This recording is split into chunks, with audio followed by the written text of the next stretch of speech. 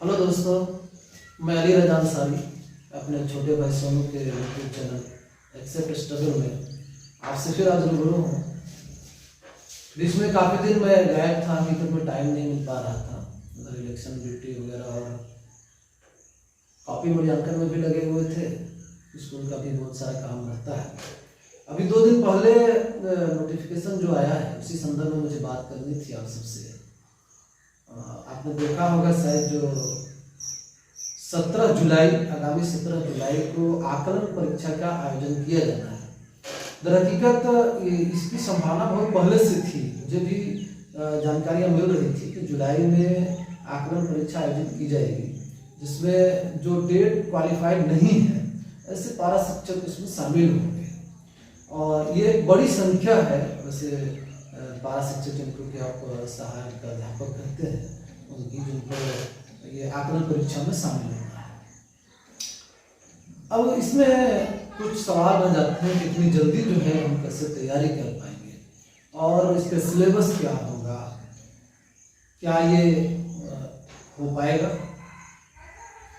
तो मैं तो शुरू से ही कहता रहा हूँ कि, और मैंने पहले भी कहा कि भाई आप पढ़िए, किताबें उठाइए, कापी निकालिए, पढ़ाई शुरू कीजिए। क्योंकि मैंने कहा था कि बहुत जल्दी एग्जाम्स होंगे, आपको याद होगा, और अब शुरू हो गया। इसके तुरंत बाद, याद रखिए मैं कह रहा हूँ, इसके तुरंत बाद आकलन परीक्षा के तुरंत बाद जो है जेटेट का आयोजन होगा। विभाग इसके लिए तैयारी कर रहा है और अभी तक जो लोग जो है इंतजार में है कि नोटिफिकेशन निकलेगा। अरे भाई, आपके पास में सिलेबस मौजूद है, जेटेट का सिलेबस आ चुका है महीनों पहले। फिर भी अगर आप इंतजार में है नोटिफिकेशन का, तो मुझे लगता है कि अपने आप के साथ में धोखा कर रहा है। तो मैं ये कह रहा था कि आकलन परीक्षा जो मेरे पास जो जानकारी है कि 70% प्रश्न जो है वो पाठ्यक्रम पर आधारित होंगे और 20% प्रश्न होंगे जो शिक्षक कौशल और दक्षता पर आधारित होंगे और 10% प्रश्न होंगे जो मानसिक एवं तार्किक क्षमता पर आधारित होंगे। ये एक रफ जो है आइडिया दिया गया है विभाग की तरफ से आप लोगों के लिए, जिनको आकलन परीक्षा में बैठना है।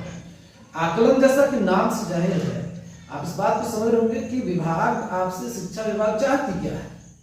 आपका आकलन करना है कि आप जो पढ़ा रहे हैं, आप तो ऑलरेडी सर्विस में हैं ही, तो उसमें आप कहाँ तक दक्ष हैं, कहाँ तक आप खुद समझ पाए हैं, इसको आकलन करना है।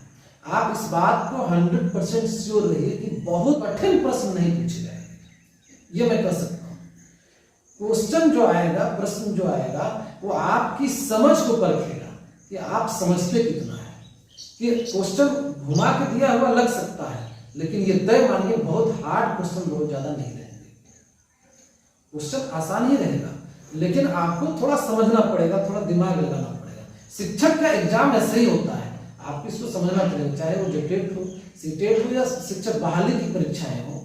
शिक्षक की जो बहाली की परीक्षाएं होती है, इससे संबंधित परीक्षाएं होती है, किसी तरह थोड़ा सा घुमावदार होता है, जो आपको परखता है कि भाई आप बच्चों के कैसे आप उनको डील करेंगे बच्चों के साथ में, या घुमा फिरा के थोड़ा प्रश्न रहे तो कैसे आप ये करेंगे। ठीक है, लेवल जो है ये आपको जानना पड़ेगा। आप अगर 1 to 5 की तैयारी कर रहे हैं तो आपको जो है प्राथमिक विद्यालय में जिसका बहाली होता है शिक्षकों का, और 6 to 8 जिनकी बहाली जो है उच्च प्राथमिक, जिसको आप जो है मिडिल स्कूल कहते हैं 6 to 8 के लिए, वहाँ बहाली होती है।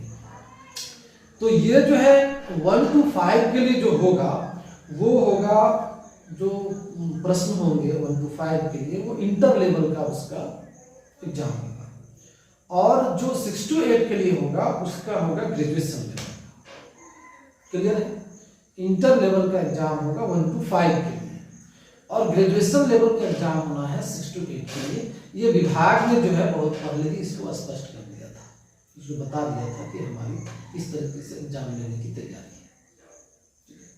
अब आप ये देखिए कि हमको, अगर आप 6 to 8 में हैं तो फिर आपको ये समझना पड़ेगा कि आप मैथ से हैं या फिर मैथ साइंस से हैं या फिर सोशल साइंस के सब्जेक्ट से आते हैं।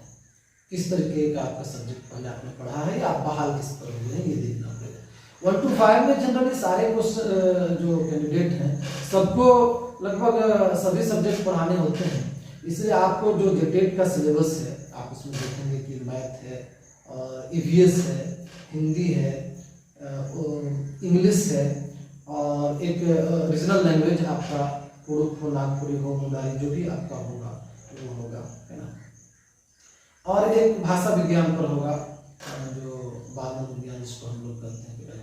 तो इससे अब है कि इतने कम समय में आपको तैयारी करनी है। मैं फिर से आग्रह कर रहा हूँ, आपके पास 1 महीना भी, 30 दिन का भी समय नहीं है।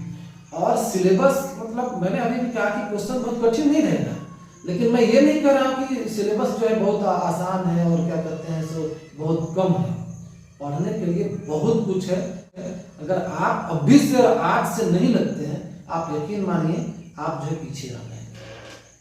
मैं इस बात को कह सकता हूँ जिसका एग्जाम 27-28 दिन भी नहीं बचा हुआ है, और अभी भी अगर आप सोए पड़े हैं कि भाई पढ़ लेंगे कल से परसों से, बहुत गलत हो रहा है। और आप सिर्फ अपने साथ नहीं बल्कि अपने बाल बच्चों, अपने पूरे खानदान के साथ में धोखा कर रहे हैं।